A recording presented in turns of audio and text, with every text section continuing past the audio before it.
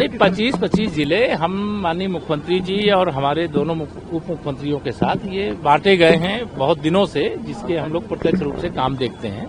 तो यह जो जिम्मेदारी क्या है कि SIR माने अगर हम राजनीति करते हैं और देश और प्रदेश की सबसे बड़ी पार्टी हैं और सबसे बड़ी पार्टी के नाते जब चुनाव आयोग के द्वारा मतदाता सूची के शुद्धिकरण का अभियान चल रहा है तो कोई मतदाता सूची शुद्धिकरण अभियान से वंचित न रह जाए, इसके लिए अलग अलग जिलों की बैठकें लेने के लिए कहा गया है और हम लोग उसी के क्रम में प्रयागराज से शुरुआत करें। ममता बनर्जी का कहना है कि SIR तुरंत बंद होना चाहिए क्योंकि उससे कई BLO ने सुसाइड कर लिया, कई गायब हो गए। नहीं, मैं सारे BLO भाई बहनों को यही कहूंगा कि न तो ममता बनर्जी जी के चक्कर में पड़े, न अखिलेश यादव के चक्कर में पड़े, न राहुल गांधी जी के चक्कर में पड़े और न जो SIR का विरोध कर रहे हैं उनके चक्कर में पड़े।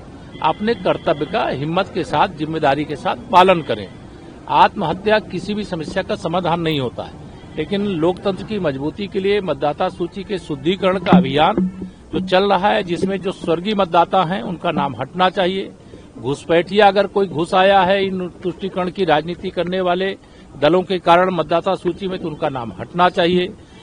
किसी मतदाता का नाम एक से अधिक स्थान पे है तो उसे एक स्थान पर होना चाहिए। और कोई युवा मतदाता है, 18 साल की आयु पूरी हो गई है, तो उसका नाम भी मतदाता सूची से जुड़ना चाहिए।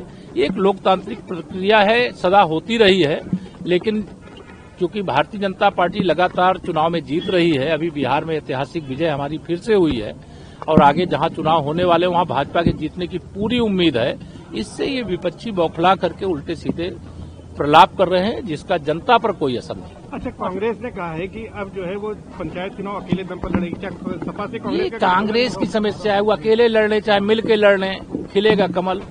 अच्छा सर, आज उन्होंने कहा है कि आरक्षण नहीं तो वोट देने का अधिकार नहीं तो आरक्षण खत्म।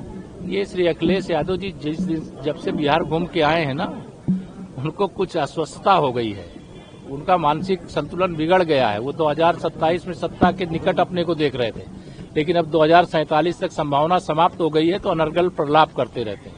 लेकिन ना कोई आरक्षण खत्म कर पाएगा, ना कोई संविधान खत्म कर पाएगा और ना अभी जो आने वाले समय में बहुत सारे सुधार के बड़े बड़े काम होने वाले हैं देश प्रदेश यानी डबल इंजन सरकार के माध्यम से, ना उनसे कोई रोक पाएगा। अच्छा, काशी तमिल संगमम प्रधानमंत्री की प्रेरणा से एक बार फिर से शुरू हुआ है।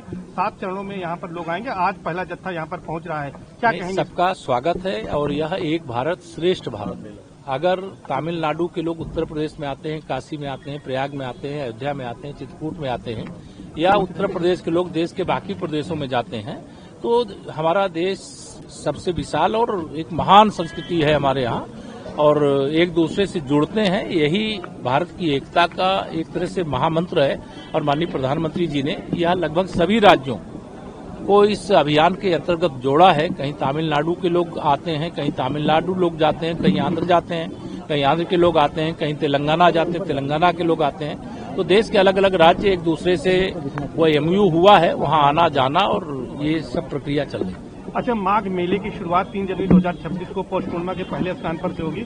इसे मिनी कुंभ कहा जा रहा है, क्या तैयारी है सरकार की ओर से? इस सरकार की ओर से जब से भारतीय जनता पार्टी की सरकार उत्तर प्रदेश में बनी है 2017 से और 2018 के माघ मेले से आप लोग देख लीजिए तो ध्यान में आएगा कि माघ मेले का बजट 3 गुना 4 गुना किया गया है।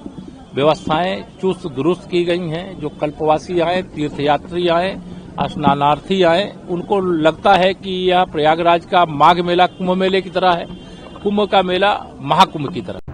वीके न्यूज उत्तर प्रदेश उत्तराखंड, सच का सारथी।